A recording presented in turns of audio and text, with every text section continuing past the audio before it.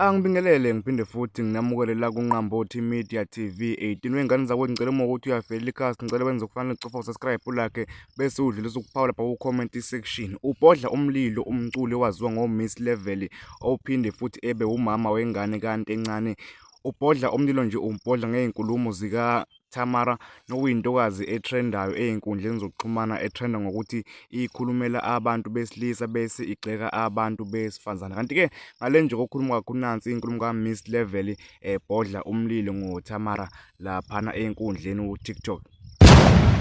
Lento eshiwoyo iyini hayi ngalalela ama video ngiqinisela amanya yakhe ngase I came across leyo umuntu wesifazane onevelu yabo ngangena epage lengane ngathi awusawona mntanami nakho ngithunywa kuthiwa ngibhala ingoma ngawe yini yangidilika ingane ngathi mina ayi mntanami kodwa lezi zinto oyishoyo uneminyaka emingaki yangidilika ingane ayo kahle wena nokungiculela amasimbi usiculela amasimbi kanjani ngathi okay mntanami ngizozehlisa Miss Level ungayiveza lonto leyo oyishoyo ungayiveza lonto oyishoyo ukuze ingane ngeke izibeke kahle ithe screenshotile ngoba ngithe because of ibrand ngicela ukuyidelete le zinto zakho ngabuya ngathi kodwa ke mntanami kule age oyishoyo njengoba uthe nginengane mina and ngiyithole kuPatrick ngizomtshela ngisendele ulokho ngizomtshela ngisendele lawo mase ngithi mina lezi zinto oyishoyo mntanami kwi-age yakho izinto kufanele ngabe uma wakho wazisho kuwena ngoba sizwe kuthuza luneminyaka emingaka manje why usuyikhipha kwi-public ngoba wena mawulimalile njengami njengoba kunengane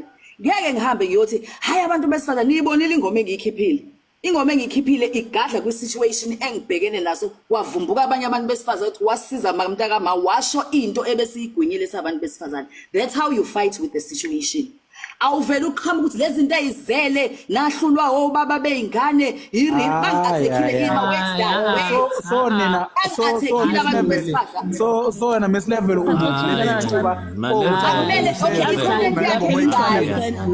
uma abantu besilisa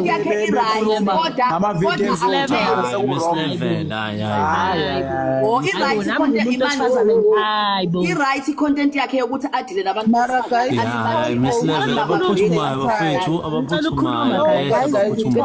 i-right content yokuthi abantu besifazane batshela ukuthi babheda kangakanani everyday na bese ngiyakhipha njalo ebantwini Miss Level Anginankinga nokukhishwa abantu ukhulume kangakanani ngisalanda lama screenshot akhuluma ngawo wendlovu ngisalanda lama screenshot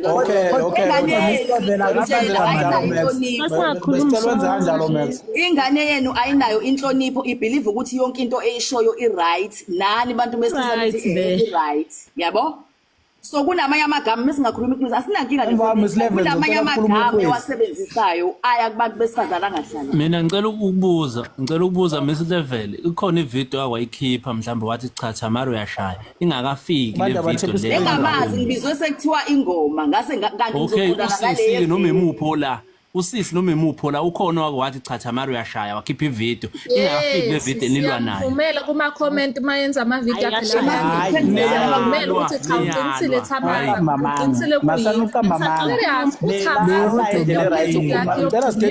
ngicela sidedele ukhwezi indlela yokukhuluma nani nayo nani manje nibona ingane nje ukuthi wrong kanjani kwanena niyalwa nengane okay mina Miss Level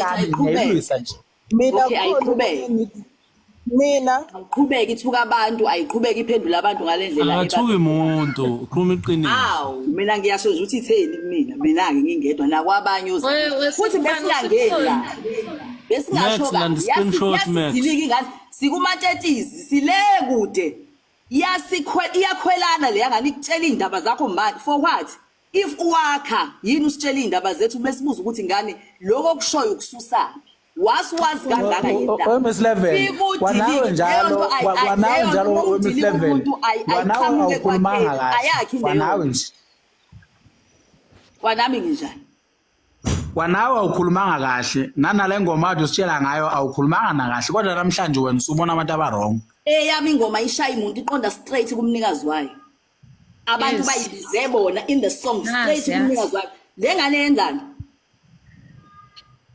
Mosu comparisha mina nalengane mina ingane yenza content Miss Level ingane yenza content yathi umntanami it's a one-one it's a man-to-man conversation It's abantu besifazane seninje. Mawusuyobuza, mawuqhamuka nje ubuza wabuza ngalendlela engathandi ngayo. Ngeke nilawule yonke imizi bafazi.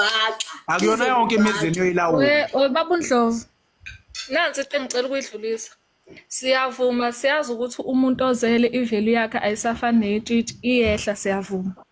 Siyazi futhi ukuthi nina nje kahlahle uma ngunezinto enilwa nawo. Lalela baba, lalela kusiyakunika yonke into nibambele lento yevalue. Ngiyakulalela. Hayi isithandwa sami enjobe ixolisile asikho right asikazo amenele kuyafana. Safuna ukuyibona ukuthi le value yayo kuba nayo mesuma iyayifanela nathi. Safuna ukubona ukuthi yona nale value yayo izohamba ifike.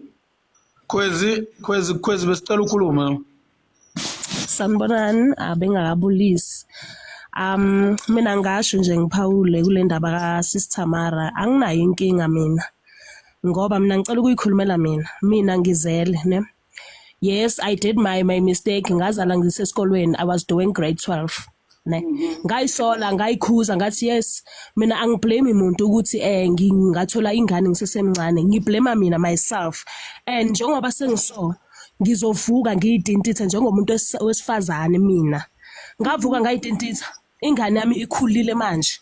You understand? Ama levels mekwayenza leyo ngoma yokuqalapha mina.